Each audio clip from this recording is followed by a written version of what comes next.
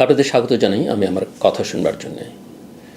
বিশ্ব রাজনীতিতে কিছু যুদ্ধ আছে যেগুলো মানচিত্রের সীমানার ভেতরে সীমাবদ্ধ থাকে, আর কিছু যুদ্ধ আছে যেগুলো সীমানা ভেঙে অর্থনীতি, জ্বালানি, কূটনীতি, এমনকি মানুষের দৈনন্দিন জীবনের ভেতর ঢুকে পড়ে। ইরানকে ঘিরে চলমান সংঘাতটি দ্বিতীয় ধরনের।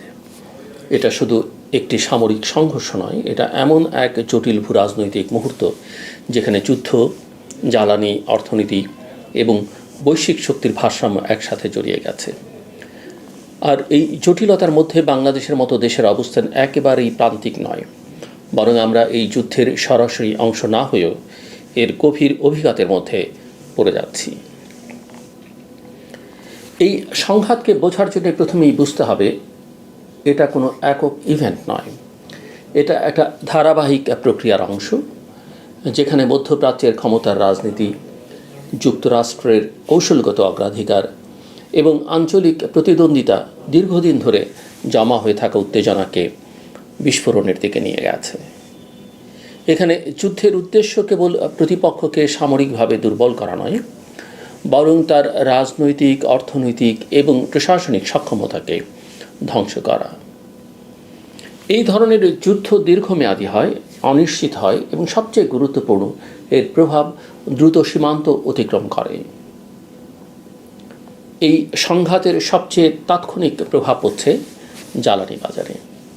পৃথিবীর তেলের একটা বড় অংশ যে পথ দিয়ে পরিবাহিত হয়, সেই সামুদ্রিক রুটগুলো এখন ঝুঁকির মুখে। ফলাফল খুব সহজ, তেলের দাম বাড়ে, কিন্তু এই দাম বাড়া কথাটা যতটা সহজ নয়, এর প্রভাব ততটা সরল নয়। তেলের দাম বাড়লে শুধু গাড়ির জ্বালানি নয়, খাদ্য পরিবহন, বিদ্যুৎ উৎপাদন, শিল্প কারখানার খরচ সব কিছু বেড়ে যায়। অর্থাৎ একটা যুদ্ধ হঠাৎ করেই লক্ষ লক্ষ মানুষের জীবনের খরচ বাড়িয়ে দেয়, যাদের অনেকেই জানেও না এই যুদ্ধ কোথায় হচ্ছে। বাংলাদেশের জন্য এই জায়গাটি সবচেয়ে স্পর্শকাতর। আমরা একটা আমদানি নির্ভর জ্বালানি অর্থনীতি। আমাদের বিদ্যুৎ উৎপাদনের একটা বড় অংশই আমদানি করা জ্বালানি, তেল, গ্যাস বা এলএনজির উপর নির্ভরশীল। ফলে আন্তর্জাতিক বাজারে জ্বালানির দাম বাড়লে সেটা সরাসরি আমাদের অর্থনীতিতে আঘাত করে। সরকার ভর্তুকি দিয়ে কিছুটা চাপ সামাল দিতে পারে, কিন্তু সেটি দীর্ঘমেয়াদে টেকসই নয়। বাজেট ঘাটতি বাড়ে, বৈদেশিক মুদ্রার উপর চাপ পড়ে এবং শেষ পর্যন্ত সেই চাপ সাধারণ মানুষের ওপর গিয়ে পড়ে মূল্যস্ফীতির মাধ্যমে। মূল্যস্ফীতি বাংলাদেশের জন্য নতুন কোনো সমস্যা নয়, কিন্তু এই যুদ্ধ সেটিকে আরও জটিল করে তুলতে পারে। যখন জ্বালানির দাম বাড়ে, তখন পরিবহন খরচ বাড়ে, ফলে খাদ্যদ্রব্যের দাম বাড়ে। শহরের বাজার থেকে শুরু করে গ্রামের হাট, সব জায়গায় এর প্রভাব পড়ে। একটা পরিবারের মাসিক খরচ বেড়ে যায়, কিন্তু আয় সেই হারে বাড়ে না। এই অসামঞ্জস্য সামাজিক অস্থিরতার দিকে ঠেলে দিতে পারে, বিশেষ করে নিম্ন ও মধ্যবিত্ত শ্রেণীর মধ্যে। এখানে আরেকটা গুরুত্বপূর্ণ দিক হলো বাংলাদেশের রপ্তানি অর্থনীতি, বিশেষ করে তৈরি পোশাক খাত। আমাদের প্রধান বাজার ইউরোপ এবং উত্তর আমেরিকা।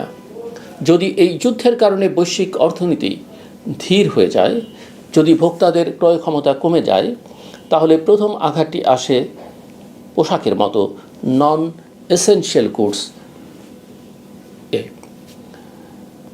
অর্ডার কমে, কারখানা উৎপাদন কমে, শ্রমিকদের কাজ কমে। এটা শুধু অর্থনৈতিক সমস্যা নয়, এটা সামাজিক সমস্যা, কারণ এই খাতের সাথে লক্ষ লক্ষ মানুষের জীবিকা জড়িত। একই সাথে মধ্যপ্রাচ্যে বাংলাদেশের প্রবাসী শ্রমিকদের বিষয়টি অত্যন্ত গুরুত্বপূর্ণ। সৌদি আরব, সংযুক্ত আরব আমিরাত, কাতার সহ বিভিন্ন দেশে লক্ষ লক্ষ বাংলাদেশি কাজ করেন। এই অঞ্চল যদি অস্থিতিশীল হয়ে ওঠে, যদি যুদ্ধ ছড়িয়ে পড়ে বা অর্থনৈতিক কার্যক্রম কমে যায়, তাহলে এই শ্রমিকদের চাকরি ঝুঁকির মুখে পড়তে পারে। এর সরাসরি প্রভাব পড়ে রেমিটেন্সে, যা বাংলাদেশের অর্থনীতির একটা প্রধান স্তম্ভ। রেমিটেন্স কমে গেলে বৈদেশিক মুদ্রার রিজার্ভে চাপ পড়ে, যা আবার আমদানি সক্ষমতাকে সীমিত করে। শিপিং ও লজিস্টিক্সের দিকটিও কম গুরুত্বপূর্ণ নয়। আন্তর্জাতিক বাণিজ্য অনেকাংশেই নির্ভর করে নিরাপদ সমুদ্র পথের উপর। যদি কোনো গুরুত্বপূর্ণ রুট ঝুঁকিপূর্ণ হয়ে ওঠে, তাহলে জাহাজ ভাড়া বাড়ে, বিমা খরচ বাড়ে এবং পণ্য পরিবহন ব্যয় বেড়ে যায়। এই অতিরিক্ত খরচ শেষ পর্যন্ত ভোক্তার উপরই পড়ে। অর্থাৎ আমরা হয়তো যুদ্ধের শব্দ শুনছি না, কিন্তু এর অর্থনৈতিক প্রতিধ্বনি আমাদের চারপাশে ছড়িয়ে পড়ছে।